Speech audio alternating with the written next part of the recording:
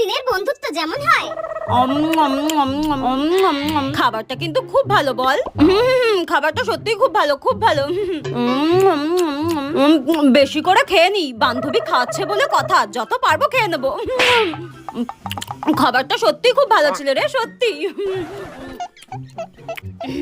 নে এবার তুই বিলটা দিয়ে দে। কি বিল আমি দেব?